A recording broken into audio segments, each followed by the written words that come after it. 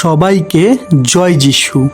প্রভু যীশু খ্রিস্টের শক্তিশালী নামে আমি আপনাদের প্রত্যেককে হৃদয় দিয়ে স্বাগত জানাচ্ছি আমার এই চ্যানেল জীবন্ত ঈশ্বরের মণ্ডলীতে।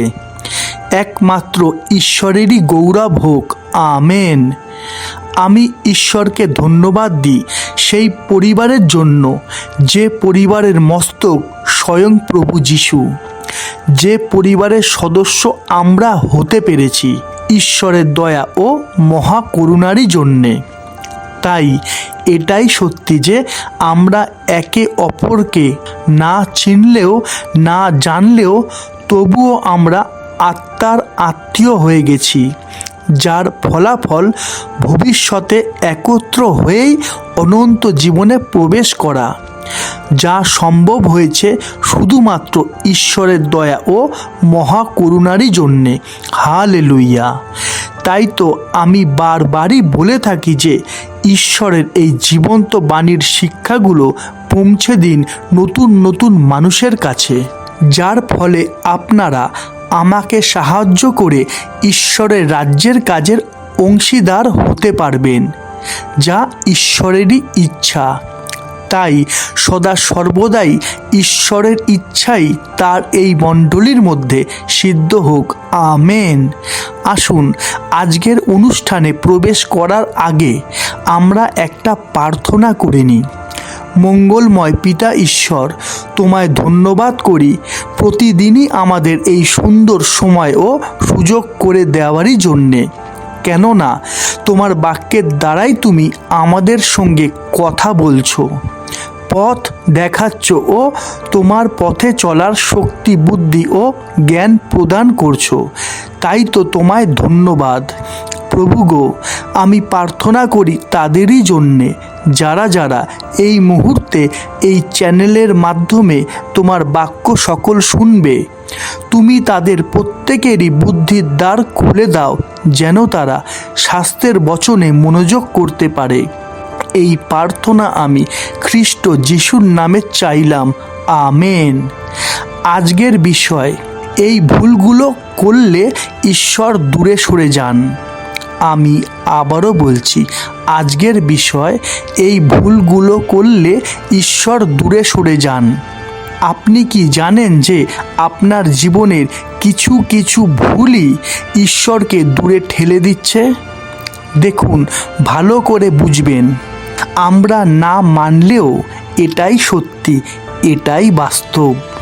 তাই আজকের বিষয়টা আমাদের খুবই মনোযোগ দিয়ে শুনতে ও বুঝতে হবে, কেননা আজ শেখার অনেক কিছুই আছে। তাই আসুন প্রভু যীশু খ্রিস্টের শক্তিশালী নামে আমরা প্রবেশ করি ঈশ্বরের বাক্যের গভীরে। তাই হোক, আমেন। দেখুন, আমাদের জীবনের সবচেয়ে বড় ভুলগুলোর মধ্যে একটি হলো পাপকে আঁকড়ে ধরে থাকা। কেননা লেখা আছে, আমরা দেখি যিশাইয়া 59 অধ্যায় 2 পদ, কিন্তু তোমাদের অপরাধ সকল তোমাদের ঈশ্বরের সহিত তোমাদের বিচ্ছেদ জন্মাইয়াছে, তোমাদের পাপ সকল তোমাদের হইতে তাহার শ্রীমুখ আচ্ছাদন করিয়াছে, এই জন্য তিনি শুনেন না। অনেক সময়ই আমরা প্রভুর পথে সঠিকভাবে চলতে পারি না, বিশ্বাসে দাঁড়াতে পারি না, আমাদের ধৈর্য হারিয়ে যায়। তাই আমরা আমাদের ইচ্ছাতেই চলতে যাই আর একই পাপ আমরা বারবার করতে থাকি।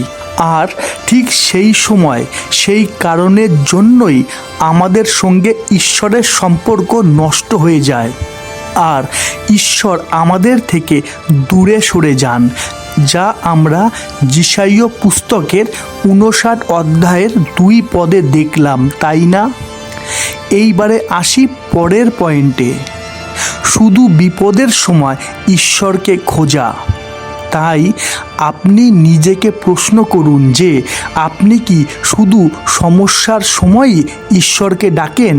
কেননা আজ এইটাই হচ্ছে যে যখন সমস্যা তখন ঈশ্বরের কথা মনে পড়ে, কিন্তু যখন সব কিছুই ঠিক থাকে তখন আমরা দিব্যি আনন্দেই দিন কাটাই, আর ঈশ্বরের কথা আমাদের মনেই থাকে না, তাই না?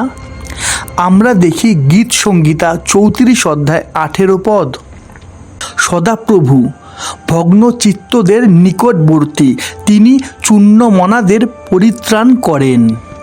অর্থাৎ ঈশ্বর সব সময়ই আমাদের কাছে থাকতে চান, কিন্তু আমরা শুধুমাত্র দরকারের সময় তাকে খুঁজি। কিন্তু তিনি সেই ধরনের বিশ্বাসীদের খুঁজছেন যারা সুখ দুঃখ দিন রাত প্রত্যেকটা সময় ঈশ্বরের ভালোবাসাকে অনুভব করতে চায়, যারা সব সময়ই তার খোঁজ করে। কেননা এইটাই ঈশ্বরের প্রতি একটা বিশ্বাসীর সত্য প্রেম। কিন্তু আজ কি হচ্ছে একটু ভেবে দেখুন। আজ বেশিরভাগ মানুষের সঙ্গে ঈশ্বরের যে সম্পর্ক, সেটা কি শুধুমাত্র স্বার্থ নয়? আশা করি বোঝা যাচ্ছে তো যে কিছু কিছু মানুষের থেকে কেন ঈশ্বর দূরে সরে যান। এইবারে আসি পরের পয়েন্টে। আর একটা বড় ভুল যা আমাদের প্রত্যেকেরই মধ্যে আছে। আমরা দেখি মথি 6 অধ্যায় 14-15 পদ, কারণ তোমরা যদি লোকের অপরাধ ক্ষমা করো, তবে তোমাদের স্বর্গীয় পিতা তোমাদিগকেও ক্ষমা করিবেন। কিন্তু তোমরা যদি লোকদিগকে ক্ষমা না করো, তবে তোমাদের পিতা তোমাদেরও অপরাধ ক্ষমা করিবেন না। এখান থেকে আমরা কি শিখতে পারি? আশা করি বোঝা যাচ্ছে তো যে আমরা অন্যদের এই জন্যই ক্ষমা করতে পারি না, কারণ আমাদের হৃদয় কঠিন, অর্থাৎ পাথর হয়ে গেছে। আর তাই তো আমাদের এই মন্দ হৃদয়ে ঈশ্বর কোনো কার্য করেন না। কেননা কোনো কঠিন অর্থাৎ পাথরের হৃদয়ে ঈশ্বরের বাক্য স্থান পায় না। তাই তো এই ধরনের মানুষেরা ঈশ্বরকে অর্থাৎ ঈশ্বরের বাক্যকে অবহেলা করে। তাই তো বেশিরভাগ মানুষই ঈশ্বরকে মনে করে শুধুমাত্র বিপদের সময়, তাদের সমস্যার সময়, তাই না? আমরা দেখি প্রকাশিত বাক্য 3 অধ্যায় 16 পদ, এই রূপে তুমি কদুষ্ণ না তপ্ত না শীতল, এই জন্য আমি নিজ মুখ হইতে তোমাকে বমন করিতে উদ্যত হইয়াছি। কি লেখা আছে? না তুমি এই দিকের না তুমি ওই দিকের, কিন্তু তুমি দুই নৌকাতে পা দিয়ে দাঁড়িয়ে রয়েছ। অর্থাৎ ঈশ্বর চান না যে আপনি অর্ধেক মন নিয়ে তাকে অনুসরণ করুন। তিনি চান আপনার সম্পূর্ণ হৃদয়, আপনার সম্পূর্ণ বিশ্বাস ও ভালোবাসা। তাই তো আমি বারবারই বলে থাকি যে শুধু বাইবেল পড়লে বা শুনলেই হবে না, কিন্তু বুঝতে হবে, গ্রাহ্য করতে হবে ও তা পালন করতে হবে। যেমন লেখা আছে, আমরা দেখি যাকব 1 অধ্যায় 22 পদ, আর বাক্যের কার্যকারী হও, আপনা দিগকে ভুলাইয়া শ্রোতা মাত্র হইও না। দেখুন, আমরা বাইবেল পড়ি আর বুঝতে পারি যে কোনটা সঠিক, কিন্তু তবুও আমরা অনেক সময়ই তা করতে পারি না, তাই না? আর এইটাই আমাদের সবথেকে বড় ভুলগুলোর মধ্যে একটি, যার জন্য ঈশ্বর আমাদের থেকে দূরে সরে যান। তাই আপনি নিজেকে প্রশ্ন করুন, আপনি কি পাপ ছাড়তে প্রস্তুত? আপনি কি সত্যি অন্যকে ক্ষমা করতে প্রস্তুত? আপনি কি ঈশ্বরকে প্রথম স্থানে রেখেছেন? দেখুন, এখনও আপনার হাতে সময় আছে, কেননা আপনি এখনও জীবিত, আপনার এখনও শ্বাসবায়ু চলছে, তাই না? আমরা দেখি যাকব 4 অধ্যায় 8 পদ, ঈশ্বরের নিকটবর্তী হও, তাহাতে তিনিও তোমাদের নিকটবর্তী হইবেন। হালেলুয়া! কি বোঝা যাচ্ছে তো যে ঈশ্বর কখনো দূরে সরে যান না, কিন্তু আমরাই ঈশ্বর থেকে দূরে সরতে থাকি। আর এইটাই সত্য। যার কান আছে সে শুনুক, ঈশ্বর তার বাক্যের দ্বারা আমাদের কি শিক্ষা দিচ্ছেন। হালেলুয়া! তাই আমাদের আজ থেকেই পরিবর্তন হতে হবে, পাপ থেকে বেরিয়ে আসতে হবে, অন্যকে ক্ষমা করতে শিখতে হবে আর ঈশ্বরকে আমাদের জীবনের প্রথম স্থান দিতে হবে। তবেই আমাদের সঙ্গে ঈশ্বরের এক পবিত্র সম্পর্ক গড়ে উঠবে। হালেলুয়া।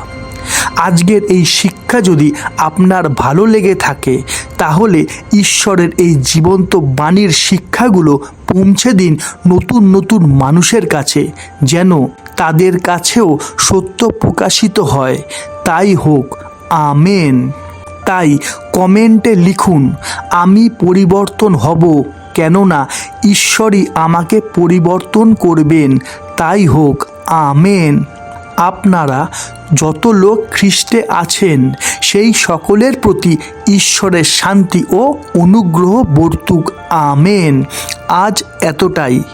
আবার দেখা হবে ঈশ্বরের জীবন্ত বাণীর নতুন কোনো শিক্ষা নিয়ে। ততক্ষণ সবাইকে জয় যিশু, জয় যিশু, জয় যিশু।